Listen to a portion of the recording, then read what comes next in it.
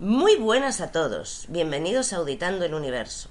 Somos Ana y María Cantarell y venimos a presentaros este podcast en el que queremos, con muchísimo sentido del humor y todo el tacto del que seamos capaces, presentaros los grandes enigmas del ser humano. Muy buenas tardes, María. ¿Qué tal? Buenas tardes. Muy bien, ¿y tú qué tal estás esta semana? Fenomenal. Sí. Estoy hasta arriba, a tope. Vamos a por ello. Cambio de tiempo, nueva vida. Sí, calorcito. ¿De qué vamos a hablar hoy? Hoy vamos a hablaros de ciertas teorías, ciertos experimentos que se han hecho durante la historia para poder intentar echar un poco más de luz y entender un poco mejor la masacre de Jedburgh y con ello entender un poco mejor, como siempre, al ser humano y sus potenciales. Que no es fácil, ¿eh? No, no es fácil para nada. Y vamos a empezar. Hablamos de dar luz a la masacre de Jedburgh, pero esto es aplicable a cualquier otra situación que haya pasado. Dime. Por supuesto, recordaros que si queréis saber qué pasó y todo el tema de la masacre de Jedburgh, tenéis el podcast anterior. Esta es la continuación. En sí solo es súper interesante este podcast, pero si queréis tener más información, por favor, id al previo. Sí, en el previo a mí se me quedaron los pelos como escarpias y no podía... lo mío es la psicología, es abrirle la cabeza a las personas y ver qué hay dentro. Entonces yo necesitaba, para quedarme tranquila, buscar algún tipo de explicación. Y he estado leyendo, he estado revisando, he estado viendo artículos, experimentos y hay una teoría, hay una forma de pensar en psicología que siempre que se ha hablado de la moral de rebaño, el pensamiento de grupo, de cuando todos hacen lo mismo sin cuestionar nada. Para mí, el que mejor lo explica es Friedrich Nietzsche. Friedrich Nietzsche habla de la moral de rebaño, que es un concepto de su filosofía que afirma que existe un comportamiento humano que es puramente sumiso y reflexivo, por supuesto, y que sirve a los valores dominantes de la civilización. En el momento en que se encuentre, no de la civilización en sí, quiero decir, en Polonia, en 1941, había un pensamiento dominante, en Egipto, en el 3000 a.C. había otro, y en España, en el 2023, hay otro. Pues la moral de rebaño se pliega al pensamiento que exista en ese momento dominante en la sociedad en la que vives.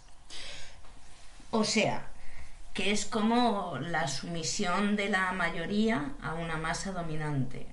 No, la sumisión del individuo a la masa. Vale.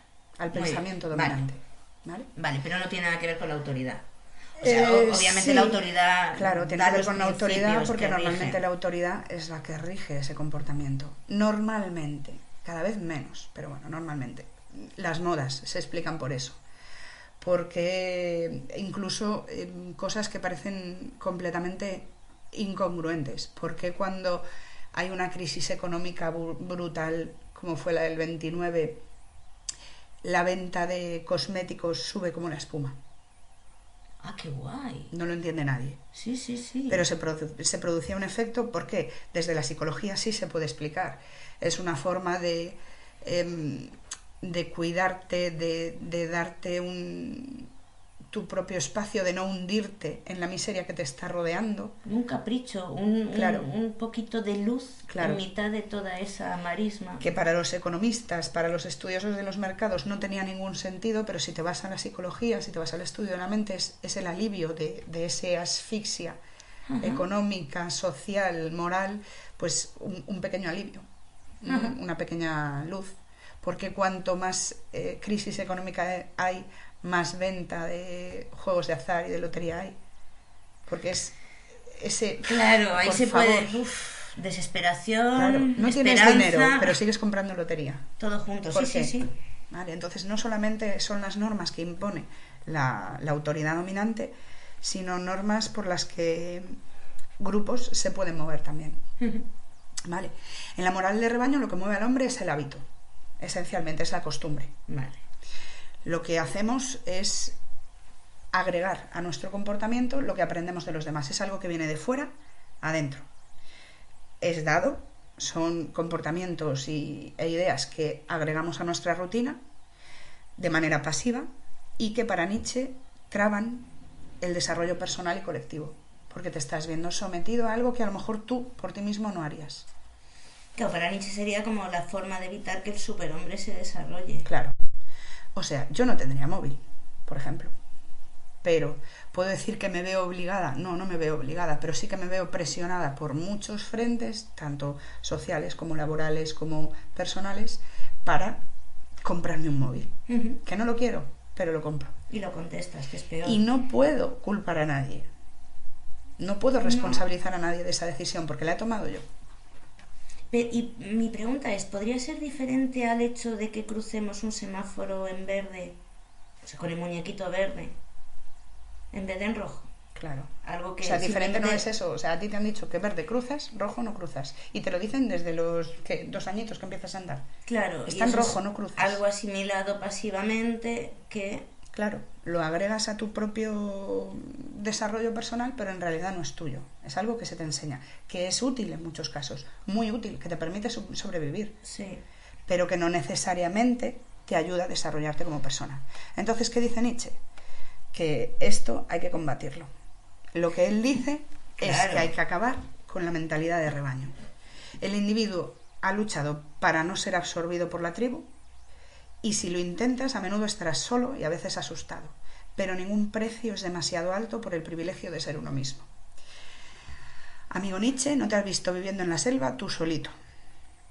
También te lo digo. O sea, sí, la tribu puede ser molesta, puede ser incómoda, pero perdono el golpe por el coscorrón en muchos casos. Hay un documental que está en YouTube, que lo pongo en las referencias, que se llama el documental Efecto Manada. No tiene nada que ver, por favor, que nadie se equivoque con el juicio de la manada que hubo en España, ¿vale? Cuando hablamos de efecto manada es el mentalidad de rebaño, vamos todos a una. Sí. Tengo un amigo que iba un día por la calle en Madrid, se baja del metro en Callao y empieza a bajar Preciados, por donde está el Corte Inglés. Sí. Y de repente vio venir a 20 personas o 30 personas corriendo como locos hacia él. Y me decía, María, me puse a correr. Y no sabía por qué. Yo también, no te jodas. Y de repente dije, ¿pero qué estoy haciendo? Me paré, me eché hacia un lado y siguieron corriendo.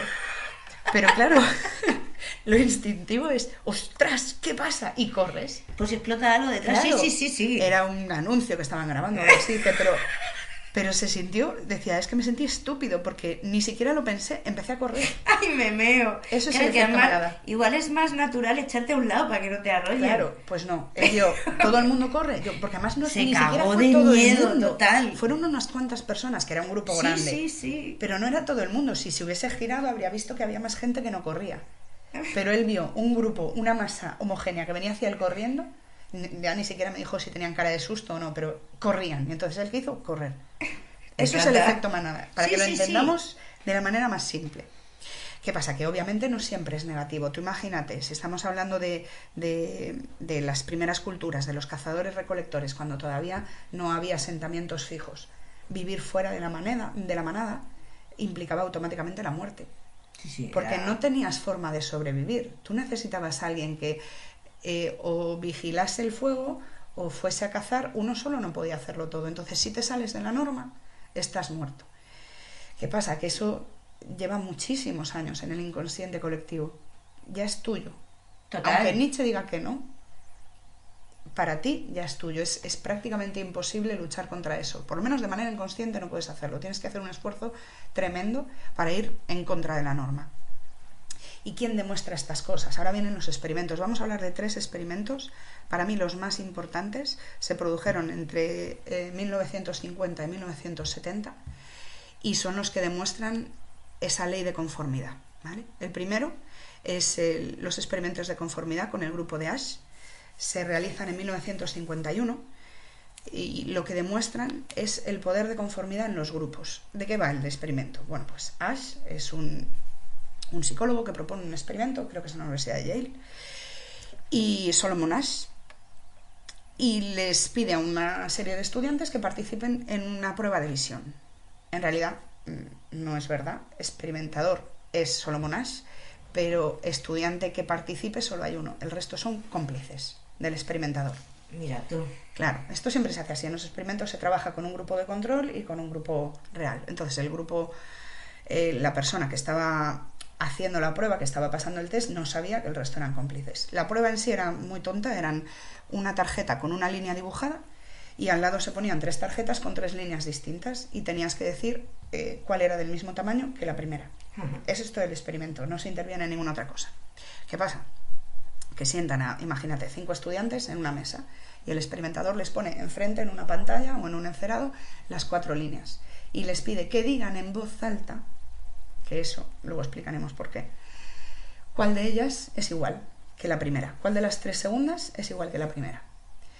La persona que estaba siendo sometida a la prueba nunca contestaba en primer lugar, la ponían siempre tercero, cuarto, nunca el último y nunca el primero. O sea, que tanto el que enseña las tarjetas como todos menos uno de los que responden están compinchados. Sí, Solo de hecho, uno de los que responde no sabe nada. Claro, el que responde por sí mismo es el que va a demostrar si sigue la norma o no. Vale. A los cómplices se les dice que, por ejemplo, imagínate, muestran 5 tarjetas distintas, que las 3 primeras veces respondan bien, que la cuarta no y la quinta tampoco. A ver qué pasa. Se usa incluso un cómplice. El primero es un cómplice, el segundo un cómplice, el tercero un cómplice, el cuarto el sujeto a estudio y el quinto cómplice. Se le pide en uno de los casos al quinto que esté de acuerdo con lo que ha dicho el otro sujeto. ¡Ay, qué desmadre, por Dios! Siempre y cuando haya respondido correctamente, sí. No siempre y cuando haya seguido la norma. Si ha seguido la norma, tiene que contestar la verdad, el quinto cómplice, para descentrar completamente al sujeto. ¿Qué se descubre? Que en la mayoría de los casos, en un porcentaje altísimo, contestaban lo que habían contestado los otros, aun estando equivocado. ¿A la primera? La primera vez contestan bien todos, la segunda vez, imagínate, contestan bien todos para darle esa confianza de, vale, sí, estoy viendo bien. Claro, claro. La tercera, tú imagínate que la respuesta correcta es la segunda. Pues el primero dice, la 1. El segundo dice, la 1. Y el tercero se queda diciendo, están tontos. El tercero es el sujeto. La 1 no es la 2. Pero como están diciéndolo en voz alta y está siendo juzgado por lo que dice la 1. O sea, que a la primera vez que tiene disidentes, dice lo mismo que los otros. En la mayoría de ellos sí, una gran porcentaje. Hay un pequeñísimo porcentaje que responde siempre lo que cree que es correcto. Y son todos en todas las veces. No, son estudiantes de universidad, pero vamos, sí. Bueno. Poco después de la adolescencia.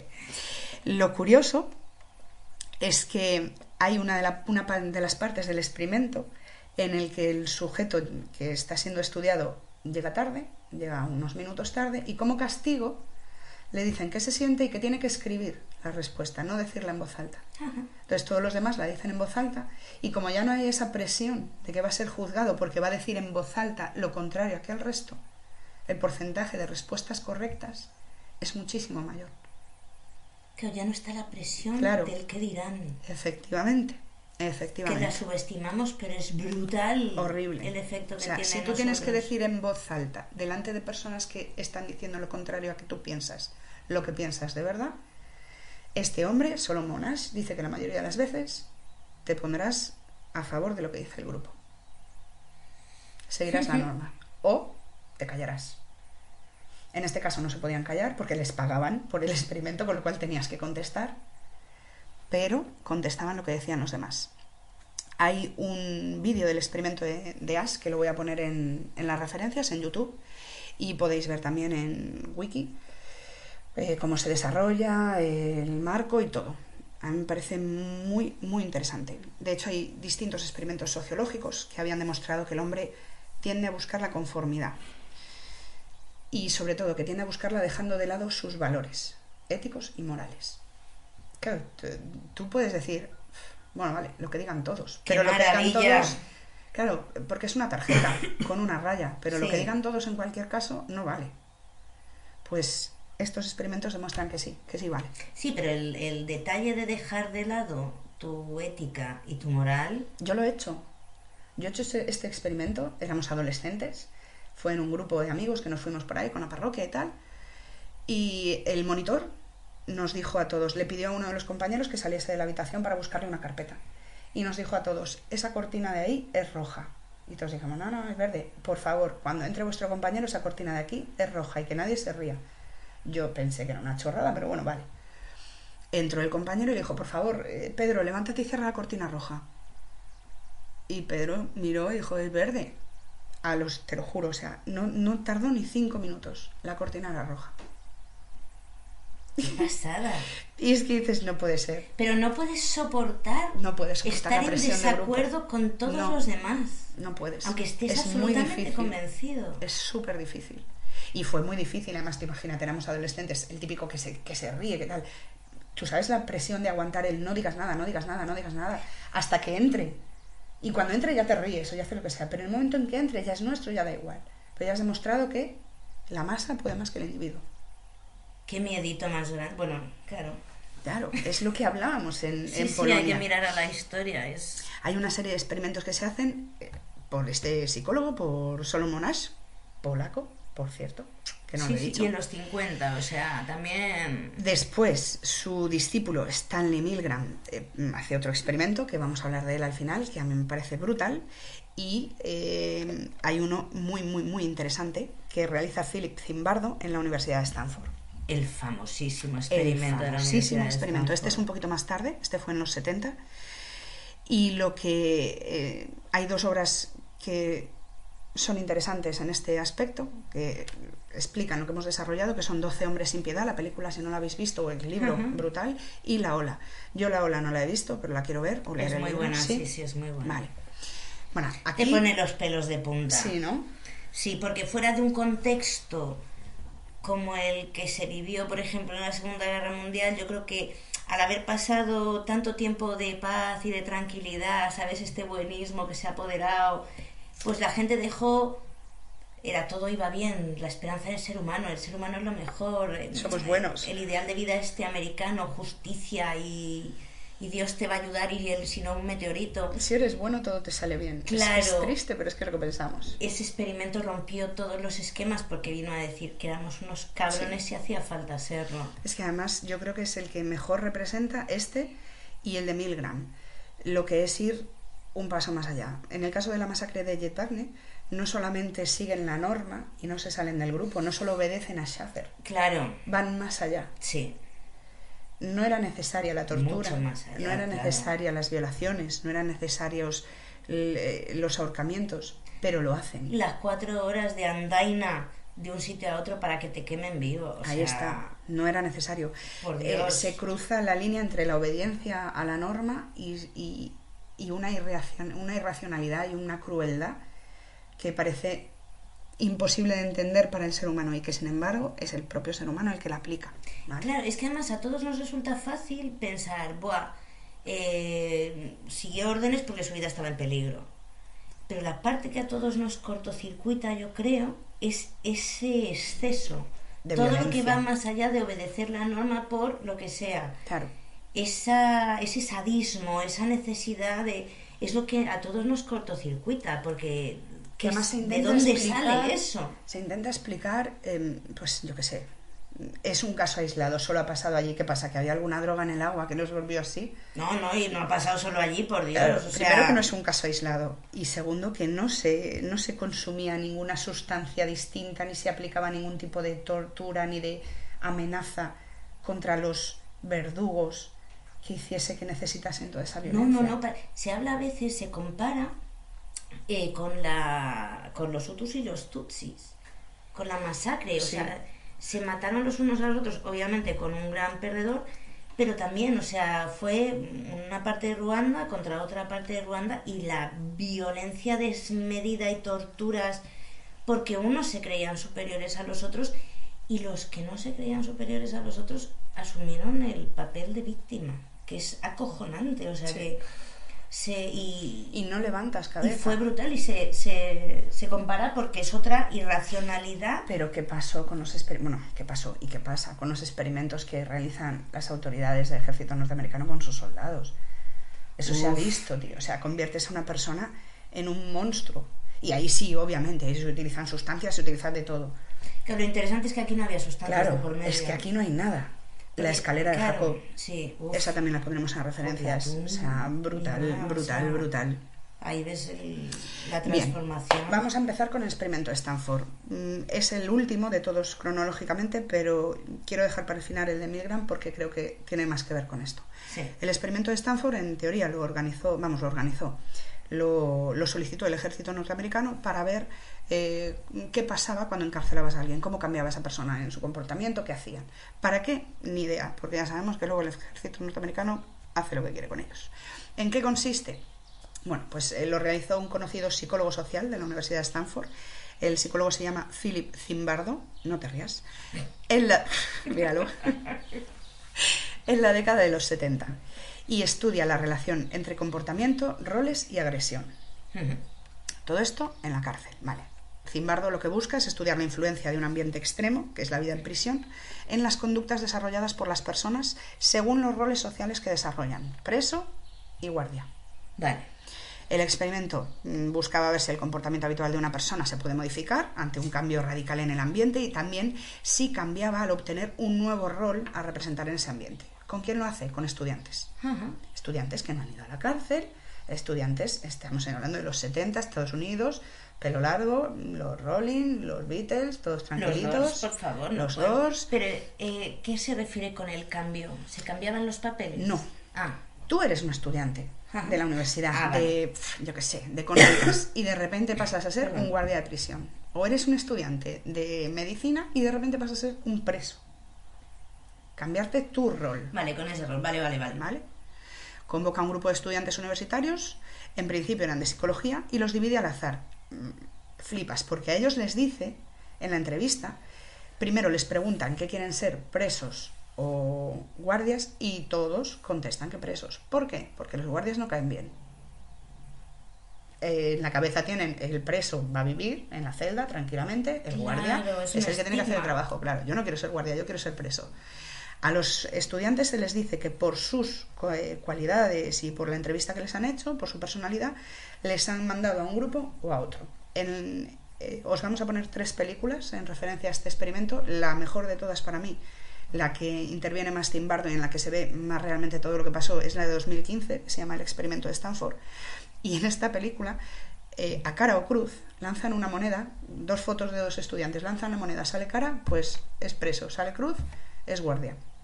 Imagínate tú lo que estudiaron los perfiles para poder meterlos en un lado o en otro, pero vale.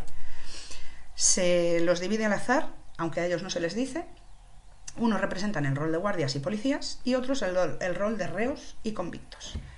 Pero aquí a mí me deja muy alucinada que casi todos quisiesen ser presos. Sí. O sea, eso también te indica que la autoridad no la quiere casi nadie. Mandar claro. Irresponsabilidad y consecuencias no nos gustan por lo general. Vale. Y sobre todo... Me parece súper interesante. También ten en cuenta que estamos hablando de estudiantes de psicología, 20 años, años 70...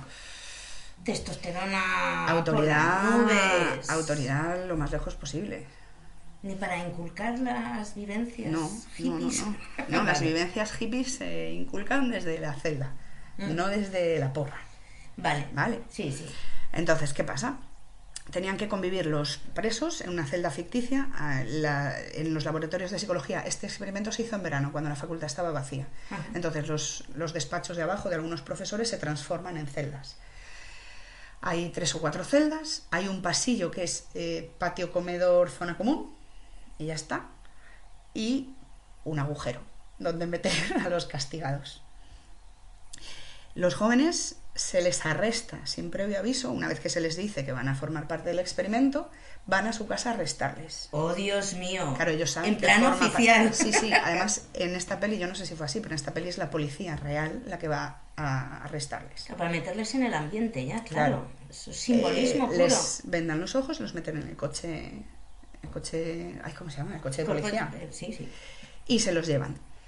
Empieza desde el primer momento. Durante las entrevistas, una vez que se les dice tú vas a ser policía o tú vas a ser reo, se les dice a partir de ahora esto no se vuelve a hablar de que es un experimento. Vale. Esto es la cárcel. Claro, meteros en vuestro papel. Se graba. Bien. A los jóvenes, te digo, a los reos se les arresta sin previo aviso, los llevan a la prisión, los esperan sus compañeros policías, quienes habían recibido porras y vestían uniformes militares, además de portar gafas de espejo para que no hubiese contacto visual. Que es muy chungo. Claro, al principio lo ven un poco todos como una broma. El experimento en teoría constaba de 2 semanas, les pagaban $15 por día, y estaba previsto que durase eso, 2 semanas. Pero y escúchame una cosa, ¿qué quiere decir las gafas de sol? Solo Que la no llevan te los vean policías, los ojos, que claro. no les puedas mirar, no eres una persona. Eso deshumaniza al reo. Claro, y al policía.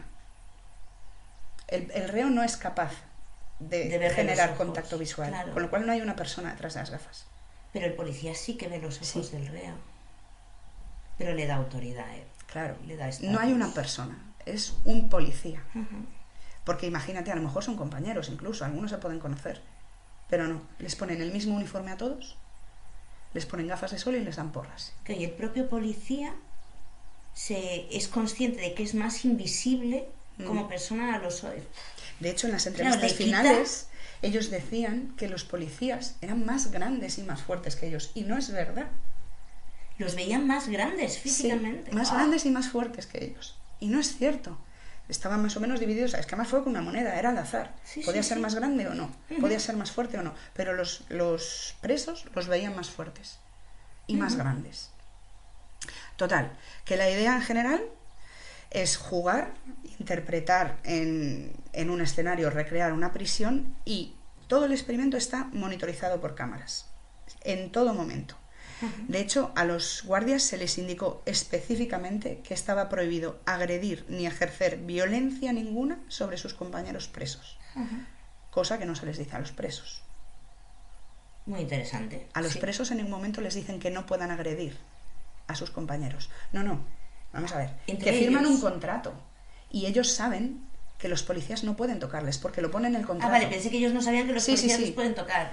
A los policías se les dice que no pueden tocarles, todos firman un contrato, porque es un experimento legal, Sí. y en ese experimento pone específicamente que no se puede ejercer ningún tipo de violencia sobre los presos. Todos saben que no se puede ejercer violencia sobre los presos, pero en ningún caso se dice que los presos no pueden ejercer violencia sobre los policías.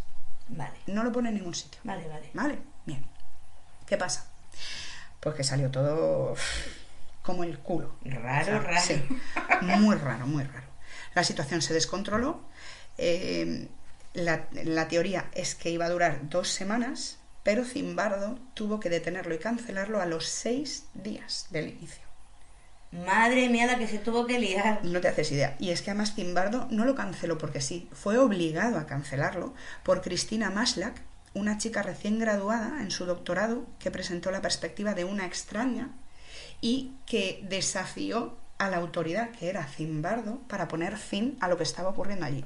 En la película, en teoría, esta chica, Cristina Maslach, es la pareja de Zimbardo, que acaba de terminar el graduado, el doctorado, y que se va a dar clases a una localidad vecina, a una universidad cerca, en Berkeley, a 1 hora en coche, y el 6.º día vuelve de dar clases para ver a su novio y se encuentra con lo que se encuentra. Y dice, ¿pero qué es esto? Y le obliga a pararlo. Y no le obliga, pero es como, o lo paras o yo me piro. O sea, ¿qué estáis haciendo aquí? Sí, sí, sí. Se supone que uno de los asesores de Zimbardo, aparte de que tenía a sus ayudantes de la cátedra, tenía un asesor que era un exconvicto de San Quintín. ¡Hala! Vale. Este exconvicto, en la película, se va antes de que acabe el experimento y le echa en cara a Zimbardo que le ha convertido en lo que ha odiado toda su vida. Ostras. Porque está del lado de la autoridad. Y de repente se ve haciendo cosas que los guardias le hacían a él. Y no puede soportar. Pero él es guardia y asesor a la vez. Él es asesor, pero está en la parte de asesorar a, claro, realmente lo que de quiere decir es lo asesorar que a la hacen autoridad. los presos. Efectivamente, Tú vas a asesorar a los... efectivamente. Uf. Zimbardo, de hecho, era el alcaide de la prisión, que por eso luego tuvo muchísimas críticas al experimento, porque se supone que no estaba utilizando el método científico, estaba implicado en el experimento, no da opción a que los presos tengan... Imagínate, tú quieres hablar con el organizador del experimento y es el propio alcaide, ¿qué te va a decir? No tienes una vía de escape, no tienes una forma de... Una persona imparcial, algo neutro. claro, Ahí algo está. que tú veas como algo neutro. Efectivamente. ¿Qué pasa? Que empiezan a ocurrir cosas muy, muy, muy gores. Empieza a haber abusos físicos, empiezan a tratarles de manera humillante, les niegan la comida, les niegan ir al baño, les hacen dormir en el suelo, les insultan, maltrato psicológico por todos lados, hasta que llega la violencia física. La violencia física llega el día 1. ¿Qué dices? Y estaba completamente prohibida. Prohibidísimo. Bueno, estaba prohibido, los insultos también son violencia. ¿Qué pasa? Que la violencia física se desata porque uno de los presos no puede soportarlo más y se encara con uno de los guardias, le agarra, le agrede, por decirlo de alguna manera. Sí. Pero claro, es que el guardia tiene una porra, entonces se va por él. Sí. Ya el primer día. Y aún así lo mantienen 5 días más. Durante esos 5 días, de manera progresiva, poquito a poco, hasta el mejor de los carceleros se convierte en una persona violenta. De hecho, algunos de los carceleros no agredieron a sus compañeros, pero ¿qué hicieron? Sentarse y mirar para otro lado. Claro. No Pues, se enfrentan a sus compañeros en pero ningún caso. consienten, Nima, claro. Y cuando se dan el relevo de los turnos, porque siempre hay el mismo número de presos, pero carceleros hay 3 por turno. Son más presos. Y no pueden, no se rebelan. Solo hay uno de ellos que al final le dan permiso para irse, pero el resto se callan y asumen y agachan la cabeza. Se monta una especie de mini motín el día 3, pero lo revientan y los propios compañeros son los que ayudan a reventarlo. Madre mía. Entonces llega un punto en el que se convierten en verdaderos monstruos para sus compañeros, y sus compañeros, los reos, los presos, asumen que son presos y que no pueden hacer nada. De unos monstruos, además. Efectivamente, de 3 monstruos por turno, que ellos son más, que son 9 o 10 presos por 3, y tienen porras, vale, pero solo tienen porras, no les van a disparar. Pues aún así, cuando hablan de que los judíos sobrevivientes de los campos de concentración los rechazan porque no fueron capaces de, siendo más, defenderse, es que el ser humano no lo hace. Cuando tú consideras que la autoridad es más fuerte que tú, les ves más fuertes, les ves más grandes, les ves con más armas que tú, agachas la cabeza y ya está. No Intentas hacerte invisible. Y el único que se revela, aquí lo dejan salir porque es un experimento, pero en otro lado le pegan un tiro en la cabeza. Entonces con ese... Y escúchame, que tienen de reserva, porque cuando este se va, meten a otro. Otro preso. Claro, vale. porque tienen que tener el mismo número de presos para que el experimento sea constante. Claro, el preso nuevo entra el día 4, el día 3 o el día 4. Y es una persona ajena que, como la chica esta, como Cristina Maslach, de repente se encuentra en una situación que dice, ¿pero esto qué es? ¿Esto no es un experimento para...? Claro, al principio se lo toma como en coña, pero el grado de violencia en el que están ya los guardias lo revienta en un solo día. En un solo día. Este asume el papel. No lo asume, se lo hacen asumir. Claro, porque él entra pensando que es... y el resto de sus compañeros como, cállate, no la líes, cállate que no sabes hasta dónde van a llegar. Claro, no, o sea, es... Cuantos más hay, más rápido es... Claro, es más rápido entras. El que entra, claro. Uf. Es una pasada. ¿Qué pasa? Que obviamente de lo que trata este experimento es del poder institucional y de la importancia que tiene el entorno. Si tú a una persona le dices que tiene poder, esa persona se lo cree, tiene poder. Ya está. Y si tú le dices a las personas que hay alrededor, este tiene poder, si tú, como gobierno, como lo que sea, como autoridad, públicamente le estás dando poder, que es lo que hizo Zimbardo con los guardias delante de los presos, ellos son los guardias, nadie te lo va a discutir, ya está, es así, tú eres autoridad, le has dado poder a este, pues lo tiene. Y utilizas todo lo que pueda valer, todo el simbolismo de uniforme, armas, Todo. gafas de sol. Los presos iban para que cada vestidos uno asuma su con papel. una camisola, según Zimbardo, para feminizarlos y quitarles cualquier rastro que pudiesen tener de humanidad. Ya, pero cuando vistes a todo el mundo igual lo deshumanizas. Automáticamente pasa a ser parte de un grupo que te guste o que no te guste. O sea, es... Claro. No lo pensó bien el hombre. Le salió el tiro por la culata. No. Se supone que lo que se estaba estudiando es que normalmente las normas establecidas, las leyes, la moral, la ética es lo que va a regir tu vida. Pero claro, salió el tiro por la culata. Aquí ni normas, ni leyes, ni moral. Se fue a la mierda todo, porque pasaron por encima de todo, igual que pasó en Jet Wagne. Claro, lo que decíamos. Te digo, mátalos, pero no te digo, ahórcales, viólales y préndeles fuego. ¿Qué te pasa? Desmoralización por todos los costados. Claro, ¿de la qué los vas? presos y la de...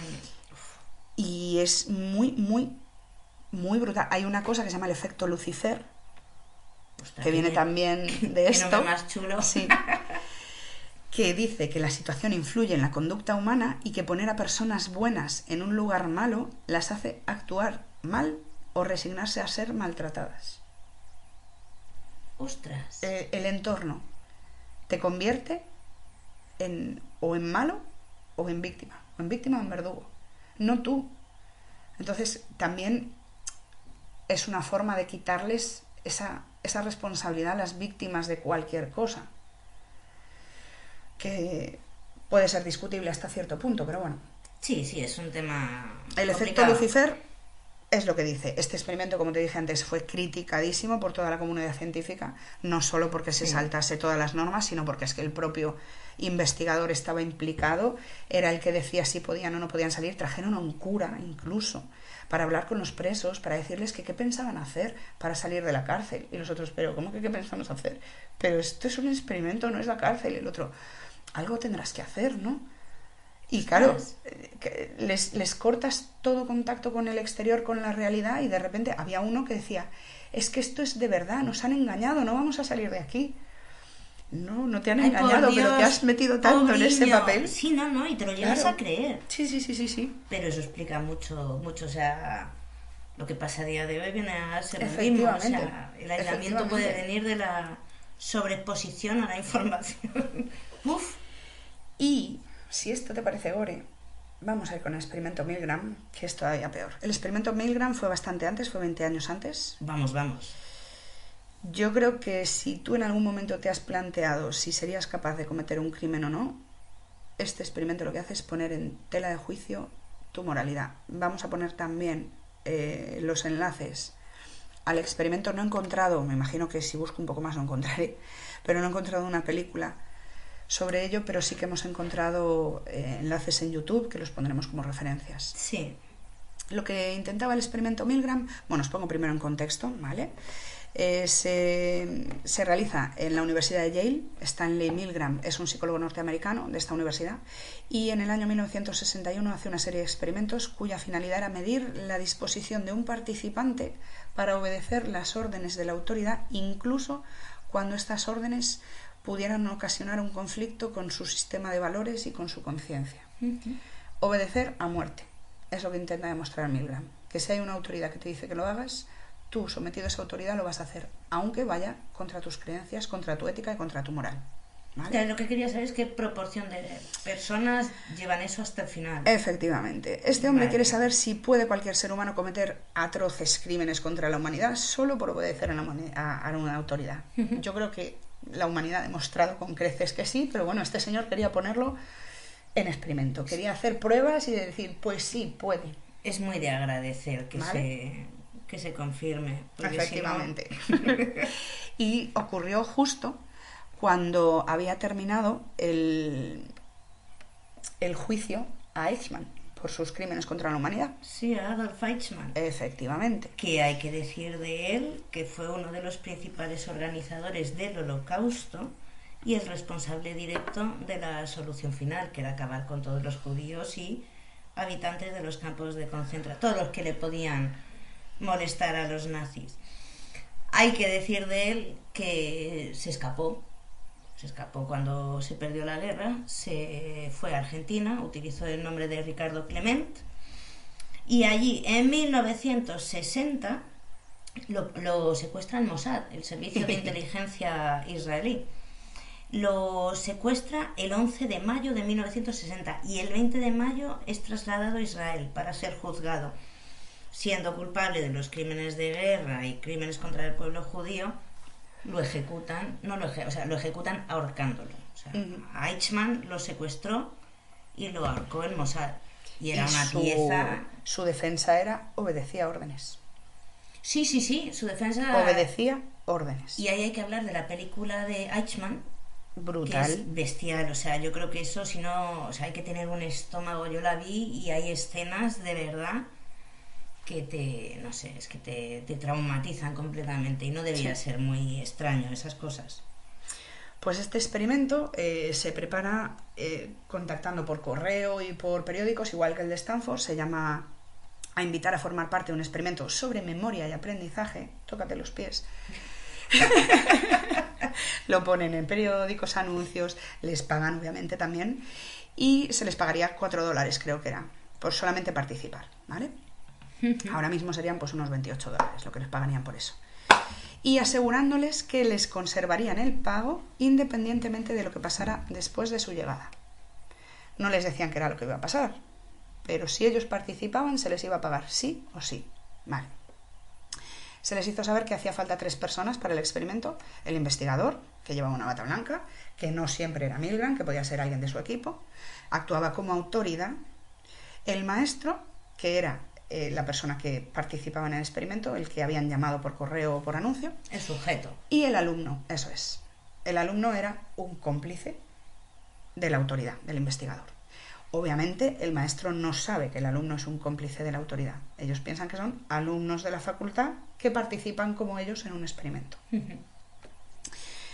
Se les asigna mediante un falso sorteo el papel de maestro a los sujetos que van a... Igual, pues eso, con una moneda o con lo que sea, les dicen: Ale, tú eres maestro y tú eres alumno. El alumno sabe que le iba a tocar ser alumno, pero el maestro piensa que va todo por azar. El cómplice de Milgram se sienta en una sala, un cristal le separa del maestro y al lado del maestro está el organizador, el investigador.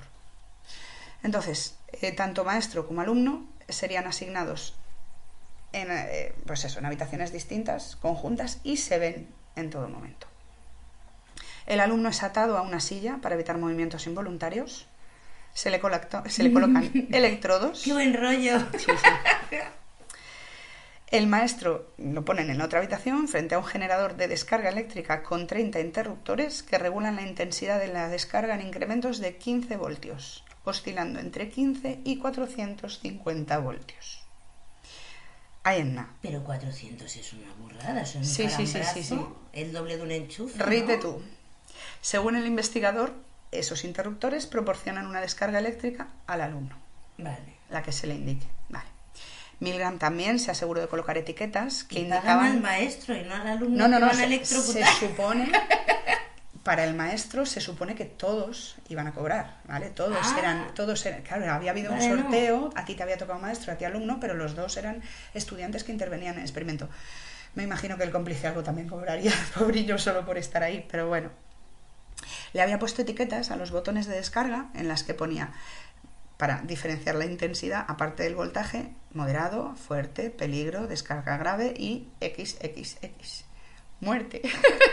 Calavera, calavera, calavera. Sí, vale. La realidad era que el generador era falso, no proporcionaba ninguna descarga al alumno y solo producía sonido al pulsar los interruptores. Ah, vale. Sonido de descarga, pero no había descarga como tal. Vale. Llegamos a la mecánica del experimento. El sujeto reclutado, el maestro, fue instruido para enseñar pares de palabras al aprendiz, al alumno, y de que en caso de que cometiera algún error, el alumno debía ser castigado, aplicándole una descarga eléctrica que sería 15 voltios más potente tras cada error. Empezamos en 15, podemos llegar hasta 450. ¿Cómo de tonto es tu alumno? Zasca, trasca. O sea, te dicen 2 palabras que tienes que recordar y si no las recuerdan... Efectivamente.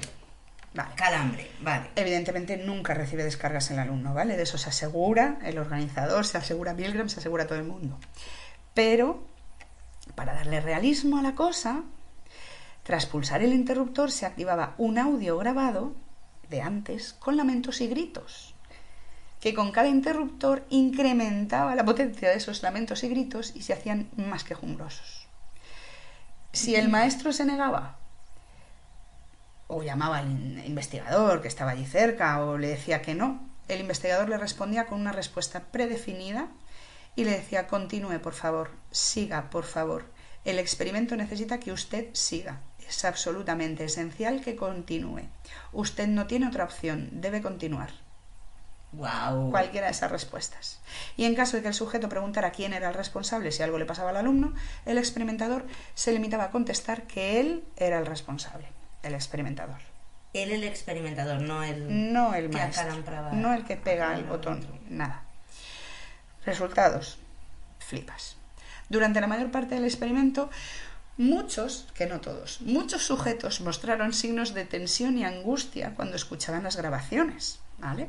cuando escuchaban los gritos, los alaridos en la habitación contigua, que eran provocados por las descargas eléctricas en teoría, 3 sujetos tuvieron ataques largos incontrolables y si bien la mayoría de los sujetos se sentían incómodos haciéndolo, los 40 sujetos todos obedecieron hasta los 300 voltios. Todos. Madre mía. 300 voltios. Todos. Y había algunos que incluso no se quedaban... 25 de los 40, más del 50%, siguieron hasta los 450 voltios. Que te lo cargas. Que tendría que estar ya muerto. Sí, sí, sí. Pues más del 50%, 25 de los 40, siguieron hasta los 450. Madre mía. El 65%. Pero a mí me ha flipado cuando has dicho que no todos parecían tener tensión rirada con no nosotros. todos. No, muchos sí, pero otros no. No, pero ya que haya otros que pero en un que, experimento no se vean afectados. A ver. El 65% llega al final, sí. Inclusive cuando en algunas grabaciones el sujeto o alumno se quejaba de tener problemas cardíacos. Madre mía. El experimento finaliza cuando llegan a los 450, claro. Claro. Pelos como escarpias. Pero como escarpias, madre mía. Tú sigue, es necesario. El experimento necesita que lo hagas. Y ahí van, y dale que te pego. Responsabilidad, culpabilidad. Cero. O sea... La responsabilidad es del experimentador, tú no tienes ninguna. Sí, pero el experimento necesita que usted lo haga. O sea, si claro. no lo hago... Culpabilidad trasladada a otro lado. ¿Cuáles son las conclusiones de Milgram? Por favor. Te cuento. Hay varias importantes. Se nos ocurre mucho. La primera, cuando el sujeto obedece los dictados de la autoridad, su conciencia deja de funcionar y se produce una abdicación de la responsabilidad. Me lavo las manos. El tío me ha dicho que le da el botón, pues yo le doy el botón. El responsable va a ser él, yo no quiero saber nada, pero lo hago. ¿Vale? Se apaga la conciencia. Los sujetos son más obedientes cuanto menos han contactado con la víctima y cuanto más lejos se hallan físicamente de esta. Es más fácil, cuanto menos ¿Qué es ves... peor, ver a la víctima o escucharla? Verla. Si el experimento es con un cristal, es más difícil llegar hasta el final. Si el experimento solo escuchas las descargas y los gritos, es más fácil llegar hasta el final. ¿Qué es más fácil? ¿Pegarles un tiro o meterlos en un granero y prenderle fuego desde fuera? Prenderles fuego desde fuera, porque no les ves. Pues ala, los quemamos vivos. Que es más fácil que mirarle a los ojos y pegarle un tiro. Me dejas muerta. No es así. Que yo pensé que era ahorro de costes, joder. Pues no, es que no tienes que mirarle a la cara. Balas no, 2 litros de gasolina y arder. Los sujetos autoritarios, tercera conclusión, que esta me pareció brutal. Ahí también los nazis os metían en cámaras de gas, cerrados y encerrados. Claro, no los ven mientras mueren. Luego hay otro pobre judío que va a recoger el cadáver y lo va a llevar a otra fosa. En Yetlan eran católicos, pero claro, no los ves. Y luego tampoco ves los cadáveres porque hay otros pringaos que van a hacer el trabajo sucio. Tú no has sucio. hecho nada. Tú has metido a gente en una habitación, has cerrado la puerta, no has hecho nada. ¿Otro qué ha hecho? Otro ha echado una cucharada de gas en un agujero, no ha hecho nada. ¿Otro qué ha hecho? Otro le da un botón, pero no ha hecho nada. Aquí no hacemos nada ninguno y mira lo que pasa. Claro. La tercera consecuencia, la tercera conclusión de este hombre es que los sujetos con personalidad más autoritaria son más obedientes que los no autoritarios. Algo que a mí me dio la vuelta a la cabeza. Sí, ostras. Sí. Los más autoritarios son los más obedientes. Efectivamente. Cuando tienen una autoridad a la que seguir, yo lo sigo. ¿Por qué? Ni idea. Eso ya lo pensaré en otro momento. A mayor proximidad con la autoridad, mayor obediencia. ¿Por qué estaba el experimentador al lado del maestro y no al lado del alumno? Porque te compromete con él. Claro. Porque tú, si te está dando yuyu oír a alguien gritar, dejar de pulsar y ya está. Pero si tienes al experimentador pegado a tu chepa, vas a seguir dándole. Y en las altas esferas de los nazis, Eichmann tenía mucha más cercanía con un Himmler, con un Goebbels, con un Hitler. Y un obviamente, soldado raso podría pensarse. Y están más beneficiados también, que eso también influye. O sea, todo eso que tienen gracias a eso se pone en riesgo. Pero sí. Y escucha esto. A mayor formación académica, menor intimidación produce la autoridad, por lo que hay disminución de la obediencia. Ahí yo flipé, porque son todos estudiantes. Pues imagínate, universitarios. claro, madre mía, imagínate si son universitarios, si son los que menos van a... Efectivamente. Y se sometieron todos. Y personas que han recibido instrucción de tipo militar o con disciplinas severas son más propensos a obedecer. Que lo entiendes, Bueno. vale, sí. Te has criado con eso, o has crecido con eso, o te han educado con eso. Y has aspirado a eso, sí. Hombres y mujeres jóvenes obedecen por igual. Da lo mismo el sexo de la persona No hay que dé el sesgos botón. de Da género, igual. bien. Y el sujeto siempre, siempre, siempre tiende a justificar sus actos inexplicables. ¿Por qué? Porque me dijeron que lo hiciese. Tenía que hacerlo porque si no el experimento, buscas una racionalización de lo que has hecho. Algo que para ti sea una justificación asumible y que te quite de encima esa responsabilidad.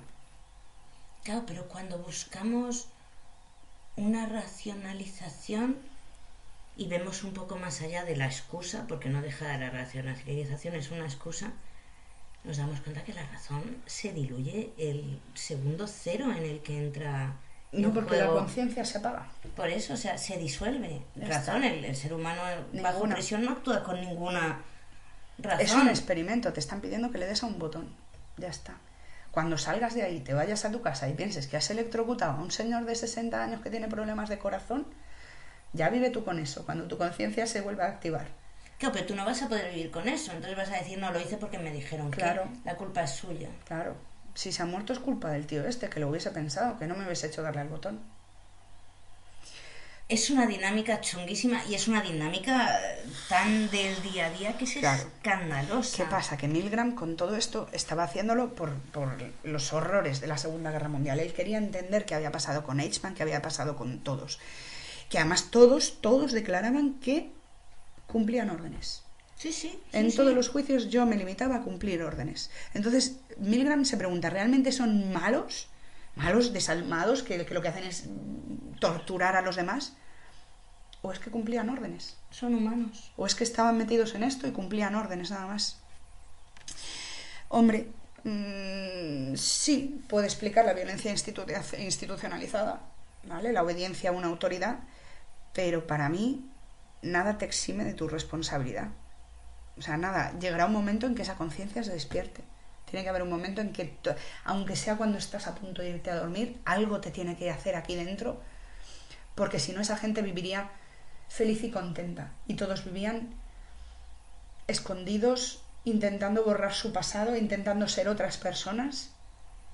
Claro, pero lo interesante, eso es normal porque estaban sometidos a persecución. Por eso se escondían. Por eso... No, los verdugos.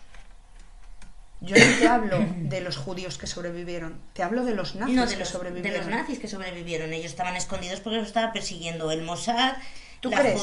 la justicia europea. ¿Tú crees realmente que es por Yo eso? creo que es sobre todo por el Mossad. Es que, ¿tú has leído el libro de Mossad? Sí. Es que es espectacular. O sea, la persecución a la que yo creo que nunca un servicio de inteligencia se ha organizado de una forma tan acojonante para perseguirlos, y tenía todas las puertas cerradas, pues la abrieron y encontraron a un montón de gente, que no era nada fácil. Joder, escóndete en Brasil y a ver quién coño te encuentra. Pues se encontraron, pero yo entiendo que viviesen escondidos porque eran conscientes de que lo que habían hecho era brutal y estaba justificada su persecución. También te digo que hay una parte que desconecta y echa la culpa de esa época a seguir órdenes o lo que sea, y a partir de ahí o te consideras un ser humano nuevo, no nuevo que hayas cambiado toda tu forma de pensar, pero como pones... Que no existieses antes. Claro, como ese pasado se lo echas en cara a otro y tú continúas como la buena persona que eras antes del Holocausto o antes de lo que fuese, y tiendes a soltar toda esa responsabilidad.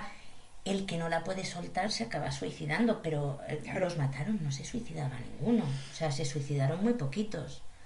Ya. Pero se suicidó Hitler, se suicidó Goebbels con sus 6 suicidó hijos y su Hitler, mujer. Suicidó Hitler porque le pillaban. Y se dice que se suicidó Hitler, que también es un pero tema porque súper estaba controvertido. Pero no porque tuviese remordimientos. Pero se dice, hubo un canal de ayudas para evacuar nazis, se habla de la hija, de una de las hijas de quién era, de Mengele, no, el hijo de Mengele lo repudió, pero no sé si era la hija de otro de Himmler, podía ser, pero era uno de estos importantísimos, que se dedicó a ayudar a los nazis a escapar durante los 50 siguientes años y a vivir y a poder sobrevivir. Entonces, yo entiendo que gracias a pasar esa responsabilidad a la autoridad que te ha dado las órdenes, tú puedes continuar tu vida, porque si no te suicidas. Pero no es un gran porcentaje de ellos los que se han suicidado. Son muchos más los que intentaron llevar una vida normal y que probablemente no cruzasen esa línea nunca más. No, seguramente no. Porque no se vieron... De hecho, en el experimento de Milgram se estudió a los sujetos antes de someterles a la prueba. Se les hizo una evaluación psicológica y... perdón. La teoría del experimento es que entre el 1 y el 3% iban a llegar a los 450 voltios. No el 65%. Uf, claro, o sea, es que se comieron con le patatas reventó las sus expectativas. estadísticas. Se descartó que alguno tuviera alguna patología, alguna psicopatía, que fueran monstruos de algún tipo. Con todo, se les hizo exámenes a los voluntarios, se les hizo pruebas de todo. Entonces Milgram, cuando ve estos resultados que se le han salido por todos lados de las estadísticas, postula dos teorías para intentar explicarlo, porque es que no lo entienden. Por favor, que nos ilumine Milgram. La primera teoría es de la que hemos hablado antes, de la conformidad con el grupo, ¿vale? Es la teoría de Ash. Un sujeto no tiene la habilidad ni el conocimiento para tomar decisiones, particularmente en situaciones de crisis, y transfiere las decisiones al grupo, lo que diga la mayoría. Lo que diga la mayoría o lo que diga la autoridad. La segunda teoría, la cosificación. A ver, la cosificación... es complicada. Sí. Se ha hablado mucho de ella. Es de los soldados. Quitarle a una persona su condición humana. La víctima no es humano. Sí, sí. Los nazis les llamaban ratas, les llamaban cucarachas, los negros no tenían alma. Ahí está. O sea, que es que eso es como...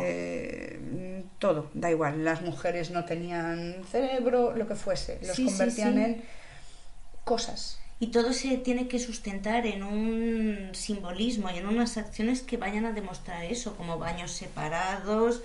me refiero cuando los negros iban a unos baños y los blancos a otros, o locales en los que estaban los judíos, no podían entrar en los sitios, no podían vivir en ciertos sitios que no fuesen los guetos. Entonces eso se tiene que acompañar de una parafernalia que tu mente asimile. Pero hablamos también de la cosificación en el sentido de cosificación del verdugo, porque en el momento en que tú te percibes como un instrumento para cumplir los deseos u órdenes de otra persona, dejas de ser una persona. Eres una cosa. Es una herramienta. Eres una herramienta. Sí, sí. Entonces está la cosificación de la víctima, obviamente para quitarle toda su humanidad, pero está la cosificación del verdugo.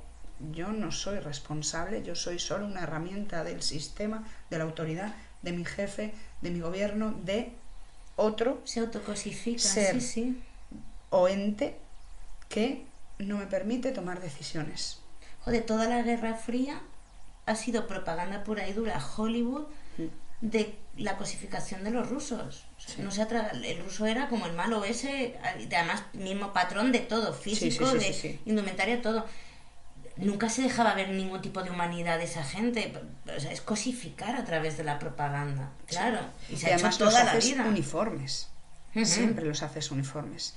Lo que demuestra Milgram es que las personas ordinarias, ante la orden de una figura con un poco más de autoridad, no necesariamente tu gobierno, alguien que tenga un poquito más de autoridad que tú o que tú consideres que tiene más autoridad que tú, son capaces de actuar con la crueldad más horrorosa. O sea, llegando a matar a otra persona a la que no conoces y que no te ha hecho absolutamente nada. Y poquito a poco, además. Porque no les piden pulsa el de 450, no. Ve subiendo poquito a poco. Ve torturándole un poquito más. Claro, porque igual de golpe no más. Claro, vas dando pasitos. Claro. Es lo que la criminología ha intentado explicar, pues todos esos crímenes, todos esos horrores cometidos por la humanidad que se intentan tapar, se intentan justificar de alguna manera y la única justificación que tienen, a fin de cuentas, es esa, es que yo no soy responsable de lo que he hecho, lo he hecho por un bien mayor, por una autoridad mayor. No tengo nada que ver. Incluso cuando hablan de asesinos, ya no, asesinos en serie y no en serie, siempre se habla de que empiezan poco a poco, empiezan pues matando animales, o primero maltratan animales, luego los matan, empiezan a maltratar seres humanos, empiezan a matarlos, o sea, no es...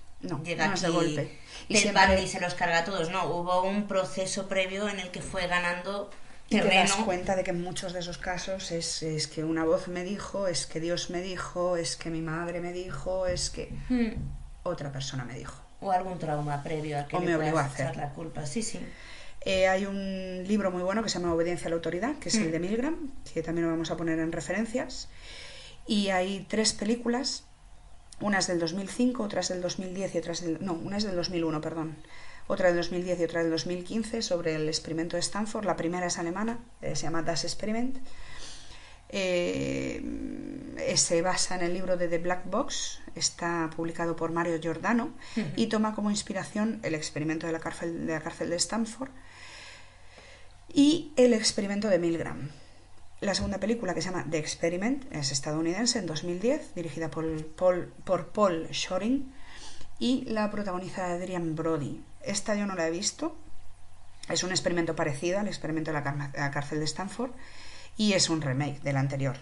Sí. Y la tercera, que a mí me parece la más completa de todos, que es el experimento de la prisión de Stanford de 2015, está en Prime, en plataformas, en Filminity, como se llame. La dirección es de Kyle Patrick Álvarez y a mí me parece la mejor de todas porque en la de Experiment aparece muy poquito Zimbardo, realmente no tiene casi papel en la película, pero en esta última aparece como alcaide, aparece como responsable. De hecho, en una de las escenas que los guardias no saben qué hacer porque empieza el motín y salen a buscarle, le dice: sois los responsables de mantener el orden en mi cárcel, hacéis lo que tengáis que hacer. Entonces es como, allá pelillos, lo que debas hacer. Y la verdad es que es brutal tanto ver la película como intentar imaginarte lo que está pasando. Es una pasada. A mí me parece de las mejores películas que he visto y una de las representaciones de la crueldad humana brutal. Y espectacular. Y espectacular. Y yo creo que por hoy... Madre mía de mi vida, por hoy. Hemos acabado con los monstruos.